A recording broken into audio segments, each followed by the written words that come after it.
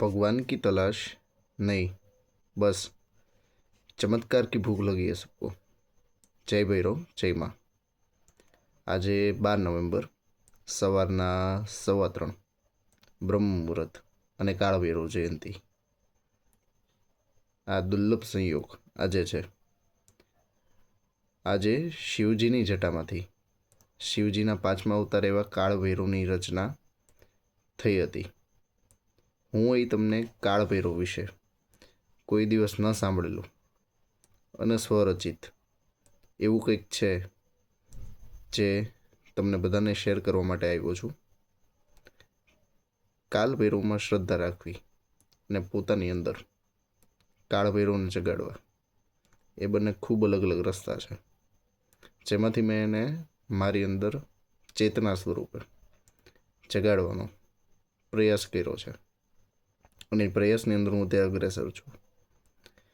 જ્યારે તમારું કાલચક્ર બદલાવાનું હોય અથવા તમારે કંઈક અલગ વસ્તુ માટે તૈયાર થવાનું હોય ત્યારે ભૈરવ અને ભૈરવની ભક્તિ તમારી અંદર જાગૃત થાય છે. ભૈરવ એ સત્યના દેવતા છે, કારણ કે સત્ય એક એવી વસ્તુ છે કે જેને સ્વીકારતા આપણે બધા ડરીએ છીએ અને પોતાની જરૂરિયાત પ્રમાણે તે સત્યને બદલતા રહીએ છીએ. પરંતુ ભૈરવ તમારા અંદરના સમસ્ત ડરનો નાશ કરે છે અને તમારા જીવનની તમામ મુશ્કેલીઓ એની સામે ડર વગર ચાલતા શીખવાડે છે.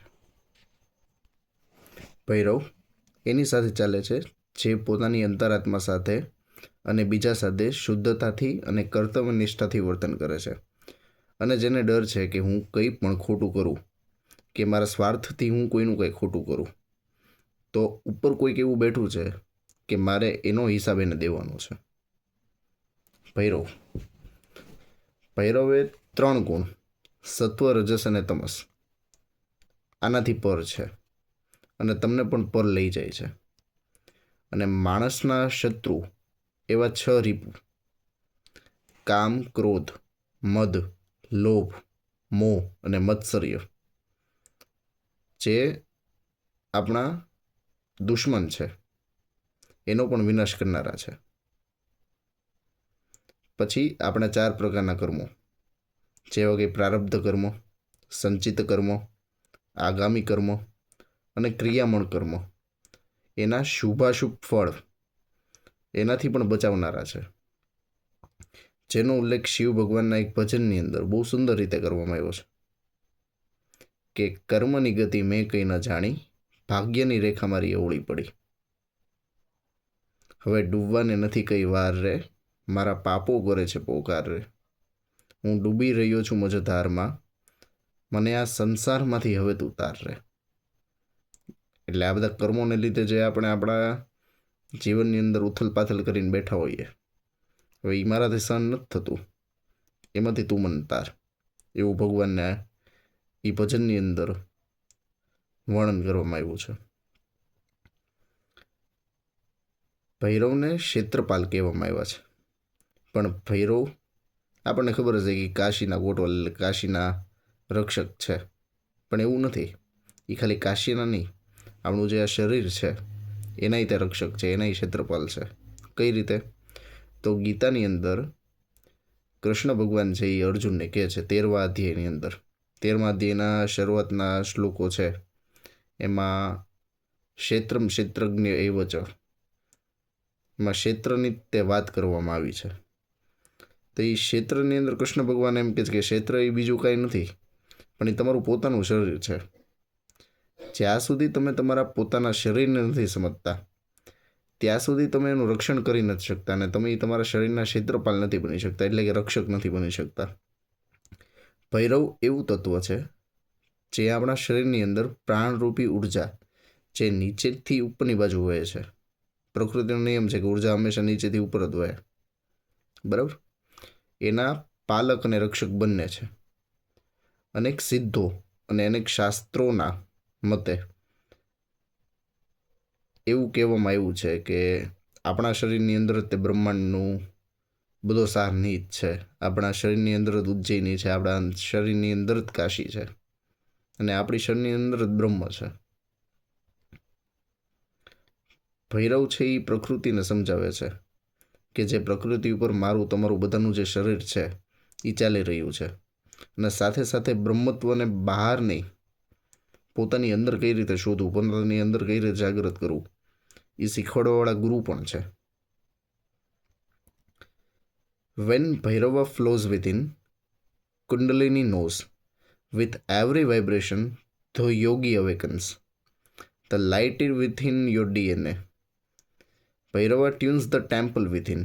Flame dances, Bhairava rise, and karma falls.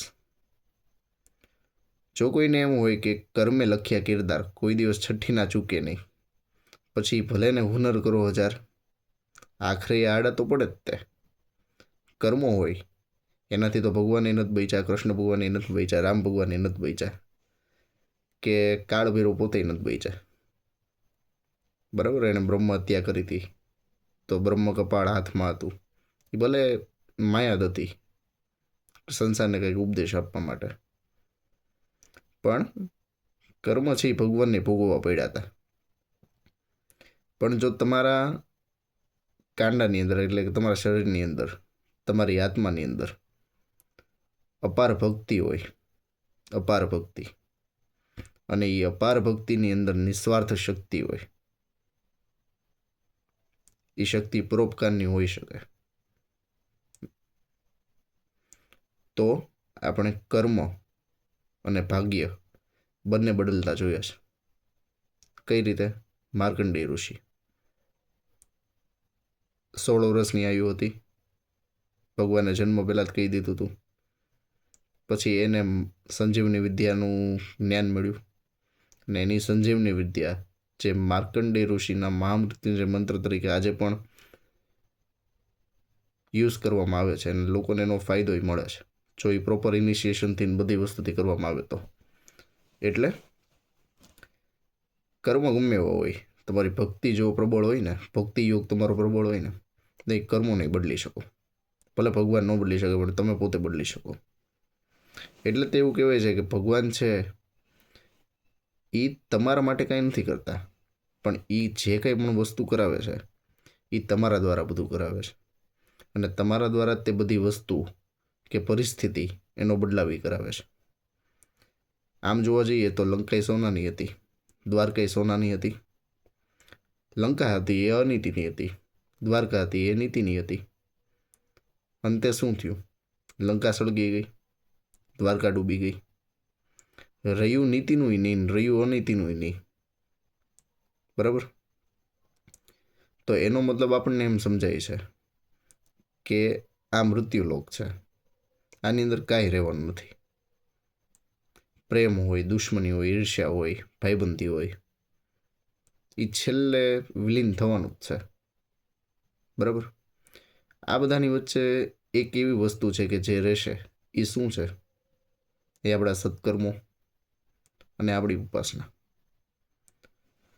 હવે તમને બધાને ખ્યાલ હશે કે ભૈરવ છે એને ઓઘોડી પહેલાં, એટલે કે મદિરા છે, એનો ભોગ લગાડવામાં આવે છે. ઉજ્જૈનની અંદર પણ લગાડે છે, અને ઘણી જગ્યાએ કાલભૈરવના વિગ્રહો હોય એ વિગ્રહને પણ લોકો લગાડે છે. ગુજરાતની અંદર જોયેલું છે, ભાવનગરની અંદર પણ જોયેલું છે, બીજી બધી જગ્યાએ પણ જોયેલું છે. તો ઘણા લોકો છે એ માર્ગની ટીકા કરે છે કે તામસ સ્વરૂપે એને કંઈ ભોગ ન લપાય, એવું કંઈ ન કરાય. તો શિવરચિત કોલતંત્ર છે, કોલતંત્રની અંદર એનું બહુ સરસ રીતે વર્ણન કરવામાં આવ્યું છે કે જો મદિરાનું સેવન જ તે બધી વસ્તુ હોત, માંસ કે મદિરાનું સેવન જ જો બધું હોત, તો આજના જે રેસ્ટોરન્ટ છે, જે બાર છે, એ સિદ્ધ પુરુષોથી અને યોગીઓથી ભરેલા હોત, ન કે માણસોથી. કે જો એ સેવન જ બધું હોત, કે એ સેવન જ તે અમૃત છે, બરાબર, તો સૌથી વધારે એનું સેવન કોણ કરતું હોત? સિદ્ધો યોગીઓ કરતા હોત, માણસો ન કરતા હોત ને. બરાબર? એટલે મદિરા અને કારણ છે એ ભગવાનને ચડાવવામાં આવે, અને મદિરા છે એ આપણે પીએ. માણસો પીવે એને મદિરા કહેવાય, ભગવાન પીવે એને કારણ કહેવાય. મદિરા અને કારણ એ બે વચ્ચે ઘણો ફેર છે. કોલતંત્ર છે ને એ તંત્રની ચરમસીમા છે. જે તંત્ર માર્ગે હોય એને ખબર હોય કે કોલતંત્ર શું છે. અને શિવજીની આજ્ઞાથી જ તે છે ને કોલતંત્રનું નિર્માણ થયેલું છે. અને શિવ રચિત જ છે. જેમ શ્વાન રક્ષા કરે છે એમ ભૈરવ પણ રક્ષા કરે છે. પણ શરત એક છે કે ભૈરવની પૂજા કે ઉપાસના કરવા બેસો એટલે એની અંદર તમે ખોટું ન બોલી શકો. જ્યારે તમે એની સામે બેઠા છો ત્યારે ફક્ત તમે એના ડિવોટેડ છો, એટલે એના ભક્ત જ છો. તમારા જીવનમાં આવતી નાનામાં નાની મુશ્કેલીથી લઈને મોટામાં મોટી પ્રોબ્લેમ્સ, તમારા ફ્લોઝ, તમારી ઇન્સ્ટેબિલિટી, તમે એને બધું કહો. એના વિગ્રહને કહો, લિંગ હોય શિવલિંગ સ્વરૂપે તમે એને માનતા હોય એને કહો, ફોટા સ્વરૂપે માનતા હોય એને તમે કહો. જ્યાં સુધી એ સામેથી તમારી સાથે વાત ન કરે ને ત્યાં સુધી કયો ને કયો જ તે. એક સમય આવશે કે એ સામેથી કહેશે કે બોલ શું છે. અને એ સમય ક્યારે આવશે કે જ્યારે તમે એને રિપીટેડ મેનરની અંદર કહો છો, એ તમે 100% ઓનેસ્ટીથી કહો છો. તો જો એમાં 1% તે સંશય હશે કે 1% ખોટું હશે, 1% તમારો સ્વાર્થ હશે કે તમારા સ્વાર્થના લીધે તમે કોઈકનું કરી નાખવાની ભાવનાથી બેઠા છે, તો જવાબ નહીં આવે.